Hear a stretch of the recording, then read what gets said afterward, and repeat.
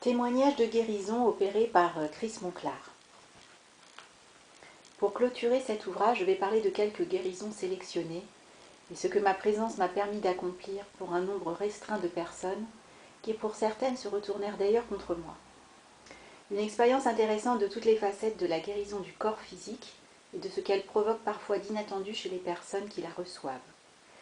Mais je vais me focaliser sur l'aspect positif de chacune sans développer le reste.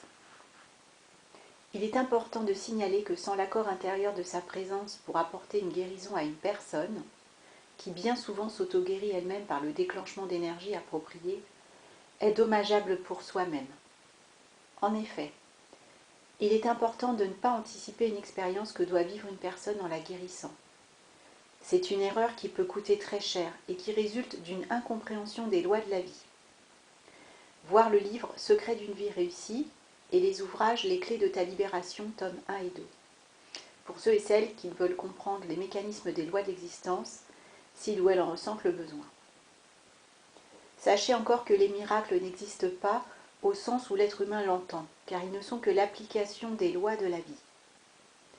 D'autre part, cela pourrait sembler curieux, mais autant certaines grâces sont accordées pour apporter ou provoquer bien souvent une guérison, cela n'est pas si simple pour soi-même.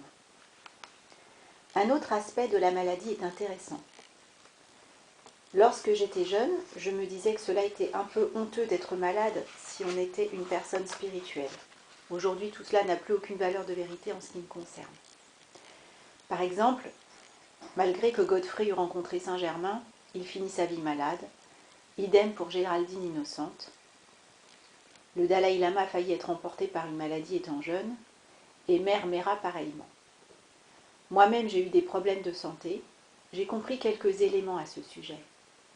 Cela peut provenir d'une mauvaise alimentation, tout simplement, d'une mauvaise compréhension des lois de la vie, mais également d'un problème vibratoire. En effet, les personnes qui servent authentiquement la lumière sont parfois la proie d'attaques massives des forces de l'ombre. Et même si ces dernières ne font pas le poids face à la lumière, il s'agit de ne pas baisser la garde. Les personnes ne se rendent en effet pas toujours compte de la pression que peuvent subir les authentiques serviteurs de la lumière qui la répandent un peu partout dans le monde.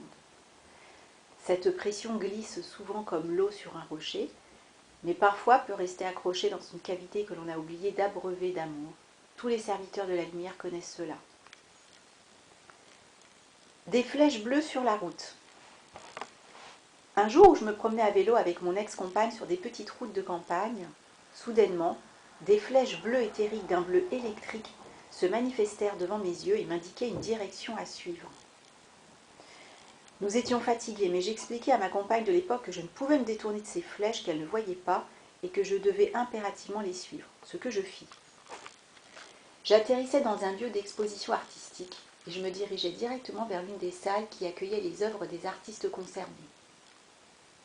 J'entamai la discussion avec le propriétaire et après un bon moment d'échange, il m'informa que son épouse devait se faire opérer le lendemain d'un problème qu'elle traînait depuis 2 ans et qui la faisait souffrir. Je dis à son mari « Amène-moi ta femme et je sentirai ce que ma présence peut accomplir pour elle. » Son épouse vint en face de moi et je dis à cette dernière « Si tu vois une expression de lumière cette nuit, tu seras guérie. » Le lendemain matin, en me réveillant, j'avais de la poudre d'or sur la base de la paume droite de la main. C'était assez impressionnant et je n'en connaissais pas la raison, mais je savais que cette femme était guérie. En effet, après contact avec son mari, il me rapporta que cette dernière avait vu une couronne de lumière bleue exploser en une multitude de petites particules et au matin elle était guérie. Elle n'alla donc pas se faire opérer. La guérison spectaculaire d'un enfant condamné. Il s'agissait d'un jeune garçon qui était gravement malade depuis de nombreuses années.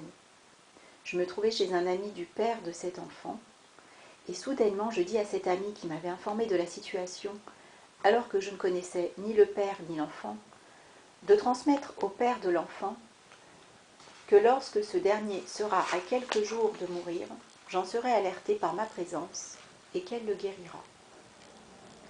3 mois passèrent, et soudain je ressentis de contacter le père pour lui dire que le moment était venu. En effet, il m'apprit que son fils était à l'hôpital derrière des portes de lesquelles on ne revenait que très rarement.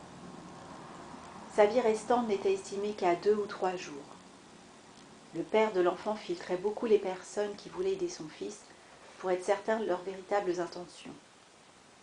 Pendant que je conversais au téléphone avec ce dernier, il demanda en pensée à Marie si mes intentions étaient pures et s'il pouvait me faire confiance.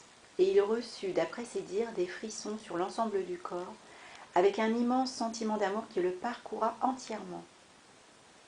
Je me déplaçai donc à l'hôpital, enfilai une fois sur place une blouse verte avec un masque, passa ses portes, puis m'assis à environ 3 mètres de l'enfant.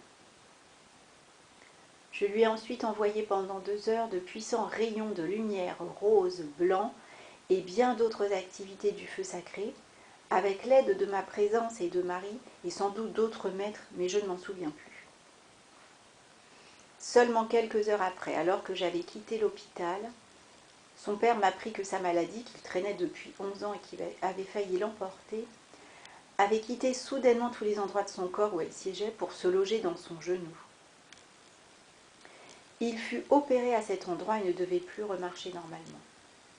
Néanmoins, 3 semaines passèrent et il put remarcher parfaitement et même refaire du vélo sans problème. Des excroissances osseuses qui se dématérialisent. Je me rendais à une soirée où j'étais invitée pour discourir de Dieu. Peut-être seulement 1 heure après mon arrivée, je vois dans cette petite assemblée une femme qui portait des attelles métalliques aux mains. Elle avait des excroissances osseuses au niveau des poignets et n'était manifestement pas en bonne santé. Une impulsion intérieure me fit me diriger vers cette personne. Je la regardai alors avec beaucoup de cœur et d'amour et je lui pris les 2 mains et lui dis « Si tu veux guérir maintenant, tu le peux ». Cette personne passa les jours suivants des radios et ses excroissances s'étaient dématérialisées. Elle fut guérie. Elle me rapporta que son chirurgien ne voulait pas le croire et lui fit passer à 2 reprises des radios qui pourtant confirmèrent cela. Guérison des kystes sur les ovaires de ma chère épouse. Il y a de cela une dizaine d'années, ma femme avait des douleurs au niveau du bas de l'abdomen et une échographie lui permit de découvrir des kystes de grande taille au niveau des ovaires. L'échographe lui précisa sans ambiguïté que cela n'était pas résorbable et ne partirait pas et qu'il fallait impérativement qu'elle se fasse opérer. Une fois rentrée chez nous, j'eus l'accord intérieur de la guérir, toujours par ma présence divine intérieure, bien entendu. J'étais assis et elle debout et je l'invitais à venir vers moi.